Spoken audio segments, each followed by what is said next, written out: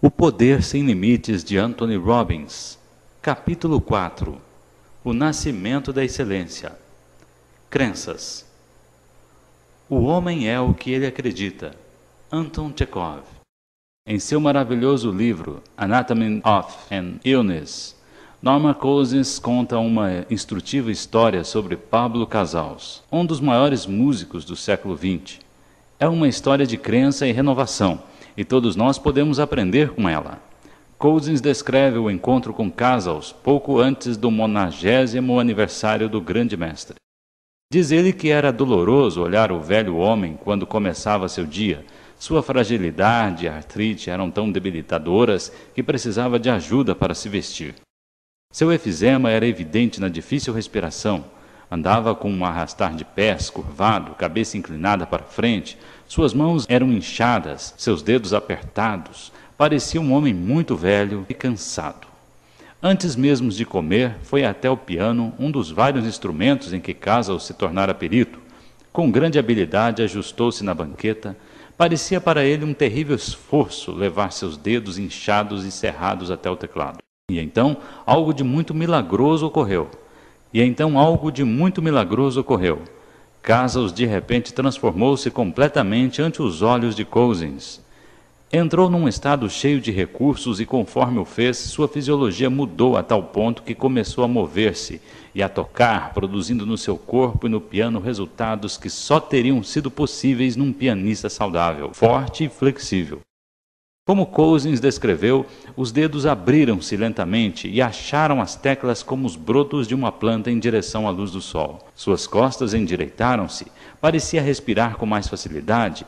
O simples pensamento de tocar piano mudava todo o seu estado, e assim a eficiência de seu corpo. Casals começou com uma peça do cravo bem temperado de Beck, com grande sensibilidade e controle. Atirou-se então ao concerto de Brahms, e seus dedos pareciam correr sobre o teclado. Seu corpo inteiro parecia se fundir com a música, escreveu Cousins. Não estava mais rijo e encolhido, mas ágil e gracioso, completamente livre de suas torceduras artríticas. Quando se afastou do piano, parecia uma pessoa bem diferente da que se sentara para tocar. Levantou-se ereto e mais alto e andou sem sinal de arrastar os pés. Logo se dirigiu para a mesa do café, comeu com satisfação e então saiu para dar um passeio pela praia.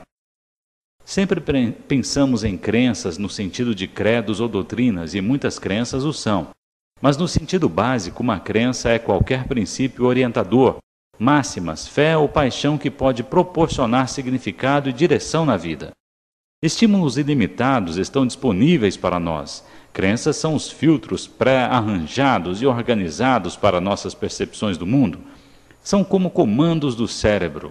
Quando acreditamos com convicção que alguma coisa é verdade, é como se mandássemos um comando para o nosso cérebro de como representar o que está ocorrendo. Casals acreditava na música e na arte. Foi o que deu beleza, ordem e nobreza para a sua vida, e é o que poderia andar lhe proporcionando milagres diários. Por acreditar no poder transcendente de sua arte, ele estava fortalecido de uma forma que quase desafiava o entendimento. Suas crenças transformavam-no diariamente de um velho homem cansado num gênio de vida. No sentido mais profundo, elas o mantinham vivo. Certa vez, John Stuart Mill escreveu: uma pessoa com uma crença é igual à força de 99 que só tem interesses. É bem por isso que as crenças abrem a porta para a excelência. A crença envia um comando direto para seu sistema nervoso. Quando acredita que alguma coisa é verdade, você entra no mesmo estado de que aquilo deve ser verdade. Tratadas de maneira certa, as crenças podem ser as mais poderosas forças para criar o bem em sua vida. Por outro lado, crenças que limitam suas ações e pensamentos podem ser tão devastadoras como as crenças cheias de recursos podem ser fortalecedoras. Através da história, as religiões têm fortalecido milhões de pessoas, dando-lhes força para fazerem coisas que pensavam que não podiam. As crenças nos ajudam a liberar os mais ricos recursos que estão bem dentro de nós, criando-os e dirigindo-os para apoiarem nos nossos resultados desejados. Crenças são os compassos e os mapas que nos guiam em direção a nossas metas e nos dão a certeza de saber que chegaremos lá. Sem crenças, ou a capacidade de entrar nelas, as pessoas podem ser totalmente enfraquecidas. São como um barco a motor sem o motor ou leme. Com crenças orientadoras fortes, você tem o poder de tomar medidas e criar o mundo no qual quer viver. As crenças ajudam-nos a ver o que quer e energizam-no para obtê-lo. De fato, não há força diretora mais poderosa no comportamento humano do que a crença. Em essência, a história humana é a história da crença humana. As pessoas que mudaram a história, Cristo, Maomé, Copérnico, Colombo, Edison ou Einstein, foram as que mudaram nossas crenças. Para mudar nossos próprios comportamentos, temos que começar a alterar nossas próprias crenças. Se quisermos modelar a excelência, precisamos aprender a modelar as crenças daqueles que alcançaram a excelência. Quanto mais aprendemos sobre o comportamento humano, mais compreendemos sobre o extraordinário poder que as crenças têm em nossas vidas. Esse poder desafia de várias formas os modelos lógicos que muitos de nós possuímos. Mas é claro que, mesmo a nível de fisiologia, as crenças, representações internas congruentes, controlam a realidade. Não faz muito tempo foi feito um notável estudo sobre esquizofrenia.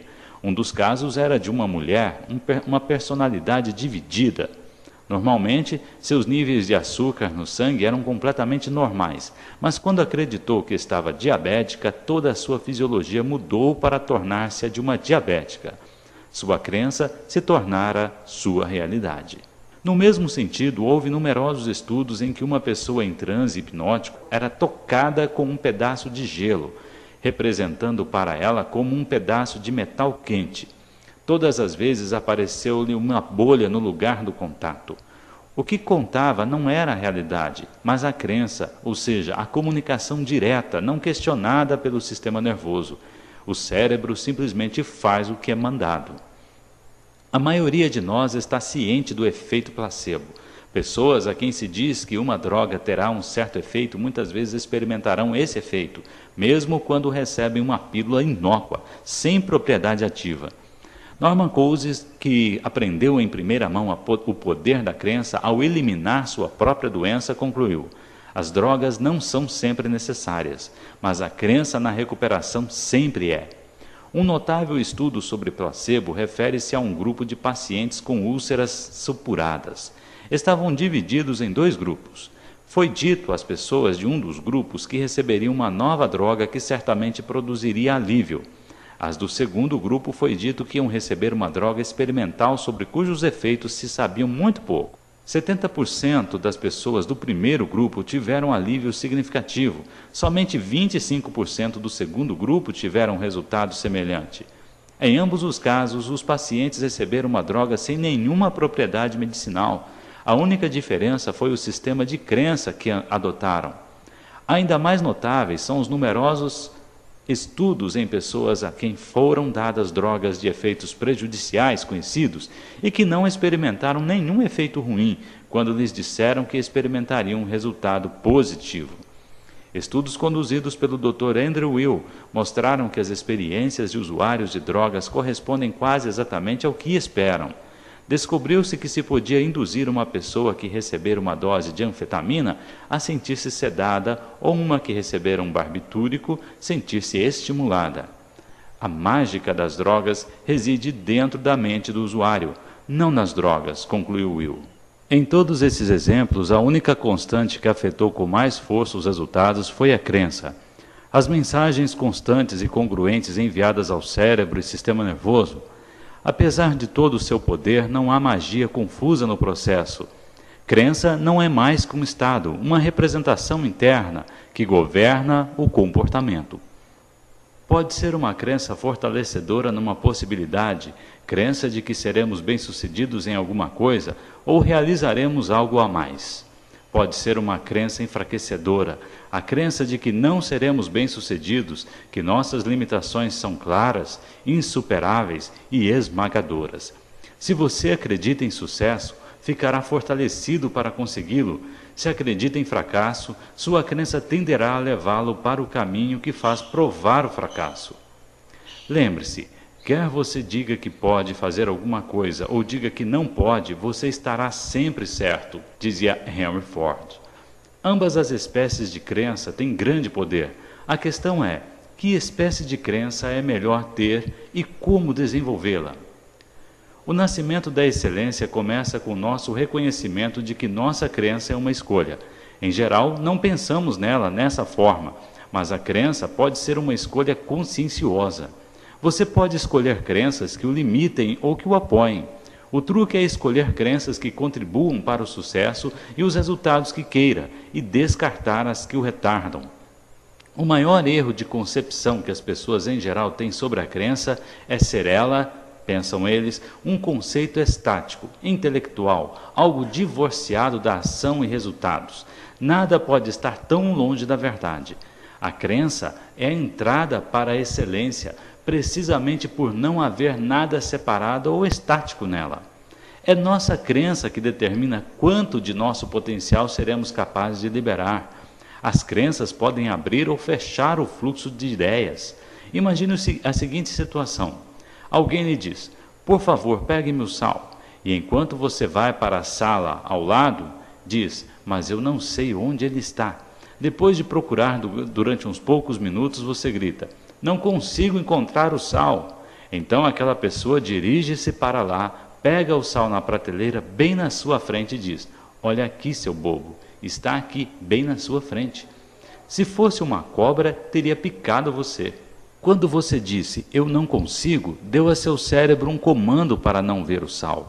Em psicologia, chamamos a isso de escotoma, mancha imóvel que ocupa uma parte do campo visual.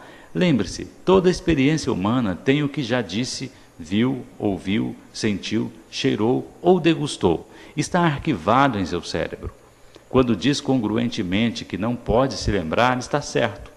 Quando diz que pode, você dá uma ordem a seu sistema nervoso que abre os caminhos para a parte do cérebro que tem capacidade de dar as respostas necessárias. Eles podem porque pensam que podem. Virgílio. Assim, outra vez, o que são crenças? São abordagens para a percepção pré-formadas, pré-organizadas, que filtram nossa comunicação para nós mesmos de uma maneira consistente. De onde vêm as crenças? Por que algumas pessoas têm crenças que as empurram na direção do sucesso, enquanto outras têm crenças que só ajudam-nas a falhar? Se vamos tentar modelar as crenças que favorecem a excelência, a primeira coisa que precisamos descobrir é de onde vêm aquelas crenças. A primeira fonte é o ambiente. É aí que os ciclos de sucesso que estão produzindo sucesso e os de fracasso que estão produzindo fracassos são apresentados da forma mais implacável que existe. O verdadeiro horror da vida no gueto não são as frustrações e privações diárias. As pessoas podem superá-las. O verdadeiro pesadelo é o efeito que o ambiente tem nas crenças e sonhos. Se tudo o que você vê é fracasso e desespero, é muito difícil para você formar representações internas que favoreçam o sucesso.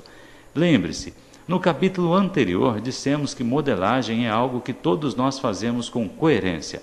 Se você crescer com bem-estar e sucesso, pode com facilidade modelar bem-estar e sucesso. Se você cresceu na pobreza e desespero, é daí que vêm seus modelos de possibilidade.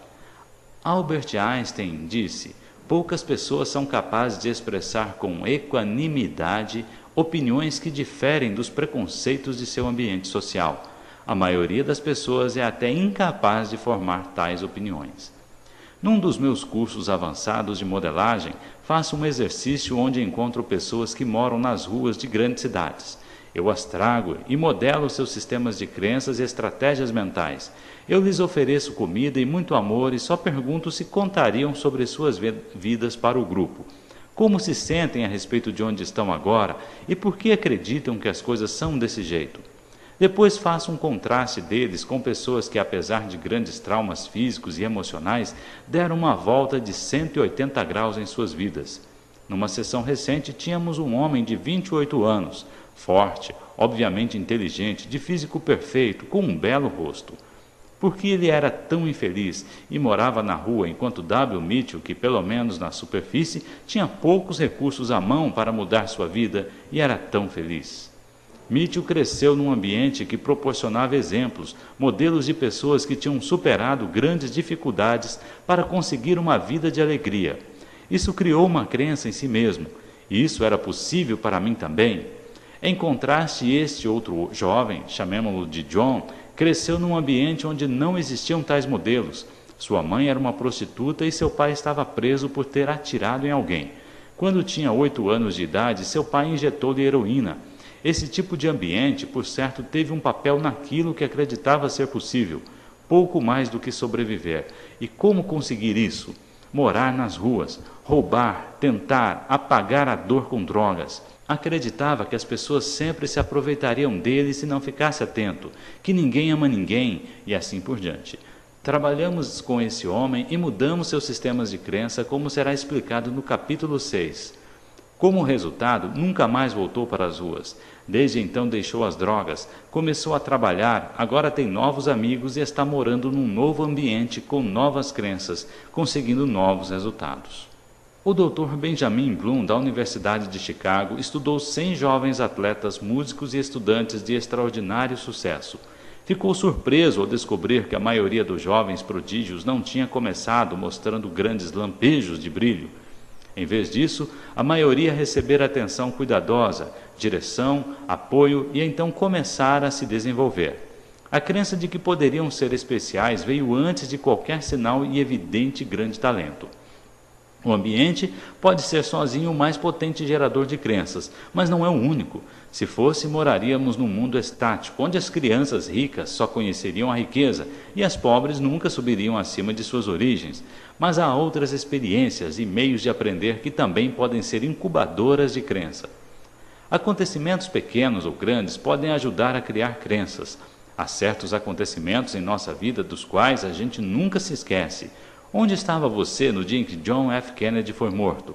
Se já tinha idade para se lembrar, tenho certeza que sabe.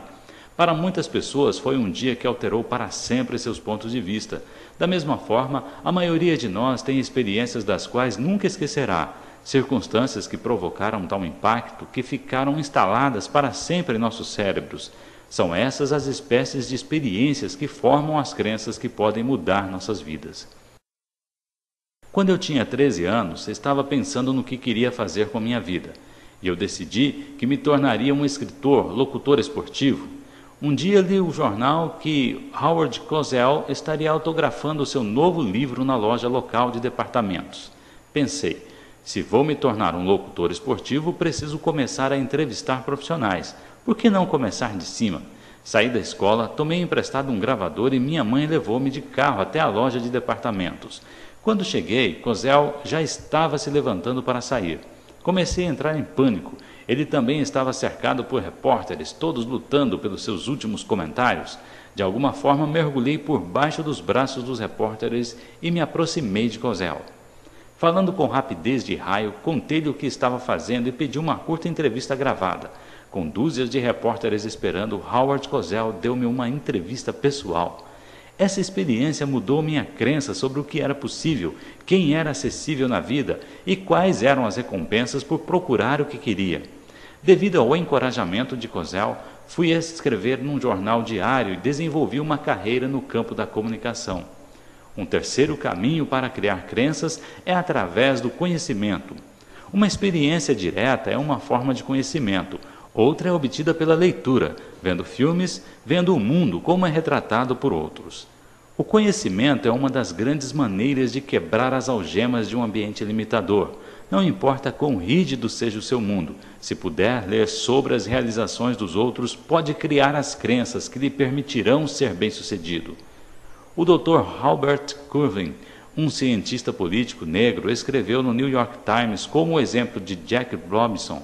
O primeiro jogador negro na primeira divisão mudou sua vida quando era um jovem. Eu estava enriquecido pela minha ligação com ele. O nível de minhas aspirações foi elevado pelo seu exemplo. Um quarto caminho para criar resultados é através de nossos resultados passados. A maneira mais certa para criar a crença de que você pode fazer alguma coisa é fazê-la uma vez, só uma vez. Se você for bem-sucedido uma vez, é bem mais fácil formar a crença de que fará novamente com o mesmo sucesso. Eu tinha de escrever o primeiro rascunho desse livro em menos de um mês, a fim de cumprir o prazo. Não estava certo se poderia fazê-lo, mas quando tive de redigir um capítulo num único dia, descobri que podia. E uma vez que fora bem-sucedido com um, sabia que poderia fazê-lo outra vez, fui capaz de formar a crença que me permitiu terminar este livro no tempo marcado. Os jornalistas aprendem a mesma coisa escrevendo com prazo. Há poucas coisas na vida tão desanimadoras como ter de apresentar uma história completa em 1 hora ou menos e sob a pressão diária de prazo. A maioria dos jornalistas principiantes teme isso mais que qualquer outra coisa de seu trabalho. Contudo, o que descobrem é que se conseguirem 1 ou 2 vezes, também conseguirão no futuro. Não é que fiquem mais espertos ou rápidos quando ficam mais velhos, mas, uma vez enriquecidos com a crença de que podem apresentar uma história no tempo que foi estipulado, descobrem que podem sempre fazer isso. O mesmo é verdadeiro para comediantes, homens de negócio ou pessoas em qualquer outro ramo da vida. Acreditar que algo pode ser feito torna-se uma profecia autorrealizadora. O quinto caminho para estabelecer crenças é através da criação em sua mente da experiência que deseja no futuro, como se estivesse aqui agora. Assim como as experiências passadas podem mudar suas representações internas e, desse modo, o que você acredita passa a ser possível, também podem mudar as experiências imaginárias de como quer que as coisas sejam no futuro. Chamo isso de resultados experimentais antecipados. Quando os resultados que têm em sua volta não os estão apoiando para ficar num estado rico e efetivo, você pode simplesmente criar o mundo da maneira que quer que ele seja e entrar nessa experiência mudando, pois seus estados, suas crenças e suas ações. Afinal, se você é um vendedor, é mais fácil vender 10 ou 100 mil dólares? A verdade é que é mais fácil vender 100 mil. Deixe-me dizer-lhe por quê. Se sua meta é vender 10 mil, o que está tentando é conseguir o suficiente para pagar as contas. Se essa é sua meta, se é isso o que representa para você como sendo motivo para trabalhar com tanto afinco, você pensa que ficará num estado excitante, fortalecido, rico de recursos enquanto trabalha? Você fica fervilhando de excitação quando pensa: amigo, tenho de ir trabalhar a fim de conseguir o suficiente para pagar minhas contas nojentas. Eu não o conheço, mas isso não funciona comigo. Mas venda é venda. Você tem de fazer os mesmos telefonemas, encontrar as mesmas pessoas, entregar os mesmos produtos, não importando o que espera alcançar. Assim é muito mais excitante, muito mais tentador partir para uma meta de fazer 100 mil do que 10 mil. E esse estado de estímulo é muito mais capaz de incentivá-lo a tomar as espécies de medidas consistentes que liberarão seu alto potencial do que ficar esperando vender o suficiente para viver. Claro que dinheiro não é a única maneira de você se motivar. Qualquer que seja a sua meta, se criar em sua mente uma imagem clara do resultado que quer e representá-lo para si mesmo como se já o tivesse alcançado, então você entrará nas espécies de estados que o apoiarão para criar os resultados que deseja. Todas essas coisas são meios para mobilizar crenças. A maioria de nós forma suas crenças ao acaso. Nós absorvemos coisas, boas e más, do mundo em nossa volta. Mas uma das ideias-chave deste livro é que você não é só uma folha ao vento.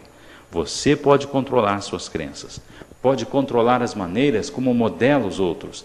Pode conscientemente dirigir sua vida, pode mudar. Se há uma palavra-chave neste livro, ela é mudança. Deixe-me fazer a pergunta mais básica que posso. Quais são algumas das crenças que tem sobre quem é você e do que é capaz?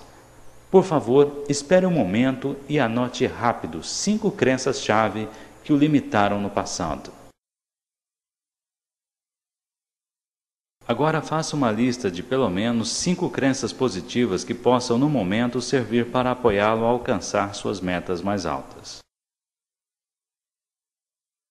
Uma das premissas que temos é que toda declaração que você faz é dada e é relativa ao tempo em que é feita. Não é uma declaração de verdade universal, é verdadeira só para uma certa pessoa num certo tempo. É sujeita à mudança. Se você tem sistemas de crenças negativas, agora já deve saber que tipos de efeitos prejudiciais elas têm. Mas é essencial compreender que os sistemas de crenças não são mais imutáveis do que o comprimento de seu cabelo, sua inclinação para um tipo particular de música, a qualidade de seu relacionamento com uma pessoa especial. Se estiver dirigindo um Honda e decidir que seria mais feliz dirigindo um Chrysler, ou um Cadillac ou uma Mercedes, isto está em seu poder de mudar. Suas representações internas e crenças trabalham da mesma forma. Se você não gostar delas, pode trocá-las. Todos nós temos uma hierarquia, uma escala de crenças. Temos crenças profundas, coisas que são tão fundamentais que morreríamos por elas.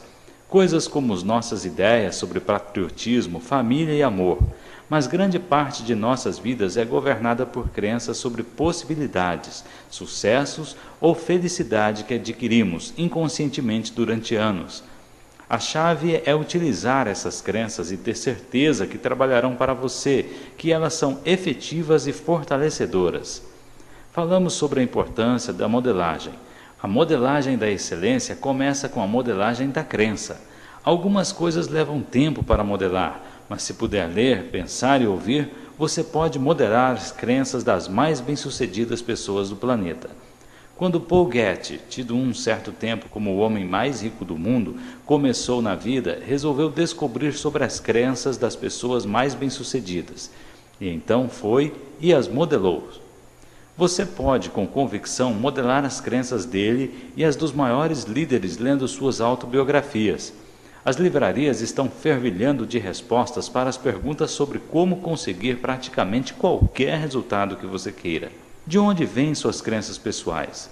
Vem do homem médio da rua? Vem da televisão ou do rádio? Vem de quem fala mais e mais alto? Se você quer sucesso, é mais inteligente escolher suas crenças com cuidado do que sair por aí com um papel pega-mosca aceitando qualquer crença que fique presa nele.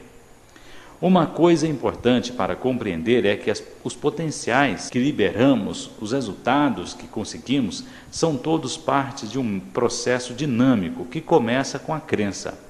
Gosto de pensar no processo em termos do seguinte diagrama: potencial leva a ação, que leva a resultados, que leva a crenças, que leva novamente ao potencial. E o ciclo se repete: potencial leva a ação. Ação leva a resultados, resultados levam a crenças, crenças levam ao potencial. Digamos que uma pessoa tem uma crença de que é inefetiva em alguma coisa. Digamos que ela fique dizendo que é um mau estudante. Se ela tem expectativas de fracasso, quanto do seu potencial vai liberar? Não muito. Ela já disse a si mesma que não sabe, já sinalizou o seu cérebro para que espere o fracasso. Tendo começado com essas espécies de expectativas, que espécies de ações terá probabilidade de praticar? Serão elas confiantes, energizantes, congruentes e afirmativas? Refletirão seu potencial real? Pouco provável. Se você está convencido de que vai falhar, por que fazer tentativas para tentar se esforçar? Assim, se você começou com um sistema de crenças que pressiona o que não pode fazer, o sistema em seguida envia sinais para seu sistema nervoso responder de uma certa forma. Você liberou uma quantidade limitada de seu potencial. Você tomou medidas experimentais indiferentes. Que espécies de resultados sairiam de tudo isso? É provável que sejam bastante desanimadoras. O que esses resultados desanimadores farão para suas crenças com relação a subsequentes empenhos? Provavelmente reforçarão as crenças negativas que começaram toda a cadeia. O que temos aqui é uma clássica espiral descendente. Fracasso gera fracasso. Pessoas que são infelizes e que vivem vidas partidas têm estado há tanto tempo sem os resultados que desejam que não mais acreditam que possam consegui-los. Fazem pouco ou nada para liberar seus potenciais e começam a tentar procurar como manter suas vidas onde estão, fazendo o mínimo possível. Que resultados conseguem com essas ações? É claro que são resultados miseráveis, que afundam mais ainda suas crenças, se é que é possível. A boa madeira não cresce com o sossego. Quanto mais forte o vento, mais forte as árvores. J. Willard Merritt. Olhemos isso de um outro ângulo. Digamos que você começa com grandes esperanças. Mais do que esperanças, você acredita com cada fibra de seu ser que terá sucesso. Começando com essa comunicação direta, clara do que você sabe ser verdade, quanto de seu potencial usará? Provavelmente uma boa quantidade. você está excitado, energizado, tem grandes esperanças de sucesso, vai fazer sucesso rapidamente. Se você mostra esse tipo de esforço, que tipo de resultado será gerado? A possibilidade de que sejam muito bons. E o que isso faz para a sua crença em sua capacidade de conseguir grandes resultados no futuro? É o oposto do círculo vicioso. Neste caso, sucesso alimenta sucesso e gera mais sucesso. E cada sucesso cria mais crença e momentos para serem bem-sucedidos numa escala até mais alta. Pessoas de sucesso apenas progridem? Sim. Crenças afirmativas sempre garantem resultados? Não. Se alguém lhe diz que conseguiu uma fórmula mágica para garantir sucesso perpétuo e perfeito, é melhor que você agarre sua carteira e vá andando em direção oposta. Mas a história tem mostrado de tempos em tempos que se pessoas mantêm um sistema de crença que as fortalece, continuarão voltando com ações e recursos bastantes para finalmente serem bem-sucedidas. Abraham Lincoln perdeu algumas eleições importantes, mas continuou a acreditar em sua capacidade de ser bem-sucedido a longo prazo. Ele se permitiu ser fortalecido pelo sucesso e recusou ficar amedrontado por seus fracassos. Seu sistema de crença estava engrenado em direção à excelência e finalmente conseguiu-a. Quando o fez, mudou a história de seu país. Algumas vezes não é necessário ter uma tremenda crença ou atitude sobre alguma coisa a fim de ter sucesso. Algumas vezes as pessoas conseguem resultados de destaque simplesmente porque não sabiam que aquilo era difícil ou impossível. Algumas vezes não ter uma crença limitadora já é suficiente. Como exemplo, temos a história de um jovem que adormeceu durante a aula de matemática. Acordou quando o sino tocou, olhou para o quadro negro e copiou os 2 problemas que estavam lá.